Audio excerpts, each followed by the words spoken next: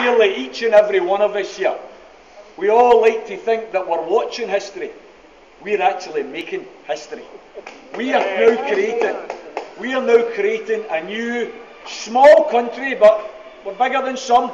Others are bigger than us. We're no better than anybody on the planet, but we're no any worse than anybody on the planet either. But what I think is the key here is the people of Scotland recognise that we've been taken for granted for far too long.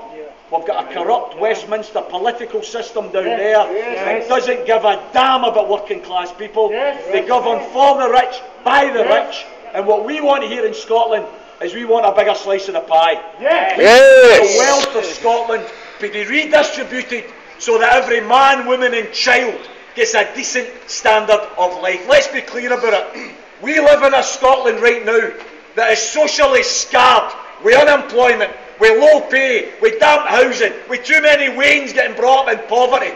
We're not fighting for independence so that that stays the same. We're fighting for independence so that we can tackle poverty and inequality and low pay and build the type of country that we want to bring our wains and our grand wains up in. That's what independence means for us. Independence isn't a destination. We don't get independence and say, that's the job done.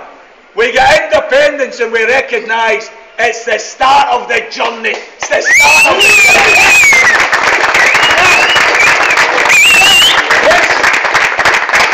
Once we get independence, we then have the economic and social tools to introduce a living wage instead of a poverty minimum wage. The economic and social tools to look at the crisis of 200,000 families either living in overcrowded housing or waiting to get a house because we're not building enough council houses while we've got over 200,000 people unemployed, crying out for a trade and for training. And in independent Scotland, let's have joined up thinking. Let's tackle homelessness and unemployment by training the new joiners and plumbers and brickies.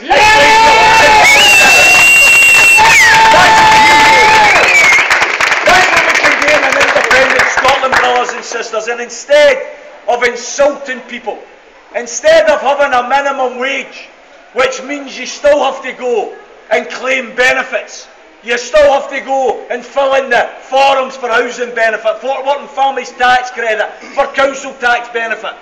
Why don't we get rid of this new saying, which has got itself into the dictionary of all the pundits now? A saying which makes me absolutely sick. The working poor. The working poor. Brothers and sisters, see in independent Scotland, see if you're working, why the hell would you be poor? Every single worker deserves a decent wage. That's what we want in independent Scotland. We have, brothers and sisters, the opportunity here to strike a blow for freedom. To strike a blow for freedom. We can save our health service from privatisation. We can save our education service from privatisation. You've got that Bitter Together Brigade telling us, oh, don't worry. Education's devolved. Health service is devolved. Aye, it's politically devolved, but it's not financially. Financially, I don't know if you're aware of this, but what happens is we raise all our revenue and taxes, and then we send it down to Westminster. And then we go down to Westminster and say, hey, any chance of getting some of that money back? And of course, they always give us less back than we give them in the first place. That's why, when we've got a situation where we've got the prospect of that right-winger Cameron get into bed with that even more vile right-winger Farage in relation to next May's election, a right-wing reactionary coalition is very, very possible. If we go down there on the 19th of September as a nation that's voted no, and we say, hey, is there any chance you can give us the money because we've got free prescriptions up the road, we've got free elderly care up the road, we don't charge students tuition fees up the road, any chance of giving us the money? They're going to look at us and say, what? You a bunch of cowards. You could sing your Flower of Scotland at your rugby games and your football matches, but when you had the chance to take your destiny in your own hands, he's bottled it. On your way is what they're going to say. That's what they're going to say.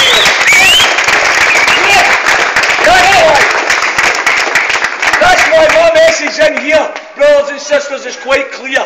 We've got the freedom to save our health service. We've got the freedom to save our education service. We've got the freedom. We've got the freedom to look at all the Waynes in Scotland's eyes, to look at all the Grand Waynes. We've got the freedom to look in their eyes and say, do you know what? See, the 18th of September, we're going to vote so that you never ever have to suffer a Tory government ever again. That's why there's no guarantee. Two final points I want to make, brothers and sisters. Two final points. Another freedom we have. And it might not mean as much to you as it does to me. Perhaps because I've been arrested outside Faslane that many times I can't remember. But this means a lot to me. You see, this wee country, Scotland, on the 19th of September, if we prove that we're courageous enough to stand up on our own 2 feet, we're going to be able to announce to the world, we're different. We're different. See, Scotland, we think it's much more important to spend money on schools and hospitals and nurses and doctors than weapons of mass destruction.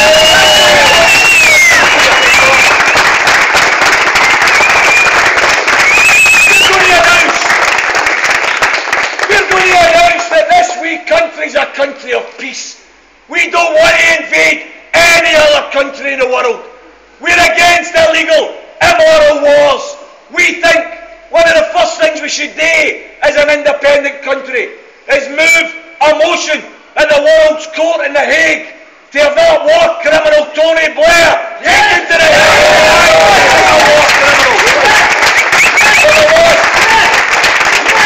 For the loss of young Scottish lives in a war that was based on a prospectus of lies. Brothers and sisters, we also have to answer this question. We have to answer, are we rich enough? Can we afford to stand on our own 2 feet? Well, I said earlier, the way the Scottish Parliament works, we raise our money here in Scotland, and then we give it to Westminster, and then we go down and say, hey, any chance of getting some of it back? Do you know what's happened in the last 33 years? 33 years! Please put that in your head and speak to your workmates, your family, your friends. 33 years consecutively in a row, this country has paid more money to Westminster than we've got back from Westminster. Yes. We are not subsidy junkies. We are net contributors to the UK economy. Yes. The last 5 years alone. The last 5 years, brothers and sisters, if we had kept the money that we raised in Scotland, we would be spending an extra £8,300 million, £8.3 billion extra in public services. This mob, if we vote no, the next round of austerity will start on the 19th of September, and it's already been revealed. And I'm sorry if I'm going to insult any of you here. When the ginger rodent was found, Danny Alexander, with a dossier on his lap, I apologise to anybody with ginger hair, and I apologise to rodents as well. When Danny Alexander was found with a wee document 2 weeks ago in his limousine as he was going into the cabinet meeting, it revealed next round of austerity cuts is going to lead to 490,000 job losses across the UK in public services, 60,000 of them in Scotland. Brothers and sisters, what does a yes vote do? A yes vote stops austerity in Scotland, because once we vote yes, we're going to say to all the politicians who in 2 years' time are going to want your support at the first independent elections, we're going to say on the 19th of September, now we'll get our independence, no to austerity, no cuts in public services. So you'll get a chance on the 18th of September, brothers and sisters, to save 60,000 jobs. That's what your yes vote can do on the 18th. Brothers and sisters, the final wee point I want to make here, just in case there's any doubt. I don't want to abandon the English working class. Independence is not about abandoning the English working class. Independence is about leading the English working class. And freedom! Leading the English working class. Because what we're going to do in Scotland is we're going to show in concrete reality that there is an alternative to the neoliberal claptrap that's on offer from all of the Westminster parties. Egg bloody Miliband, vote for us, but we're going to stick to the Tory spending plans if we're elected. Why would you bloody elect them then? You wouldn't trust Ed Miliband to run a bath, never mind run a country. We're going to show the English working class that there is an alternative. It's called investing in health, investing in education, investing in social housing, solving unemployment by giving people training and real jobs to do. We can build a new, a better, a fairer and more progressive Scotland. Yes. That's the potential that's in our hands. Brothers and sisters, I want to finish and apologise for the fact that we've had to have an outside meeting. But I want to finish by saying this to you. We have shown clearly we're big enough. We've shown clearly we're smart enough. We've got 5 universities, first class, research and development, medicine, engineering. For goodness sakes, we've gave innovations across the world, haven't we? Never mind penicillin, never mind engineering, never mind the TV, never mind the telephone. We're smart enough. We've shown that we're rich enough. The only one question left, Are we brave enough? Yes. Are we brave enough? Brothers and sisters, please, for the sake of every single child in Scotland, let's allow them to inherit a fairer, a more at peace, and a very, very much more progressive Scotland as they grow up. Let's vote for them. Let's vote yes on the 18th of September.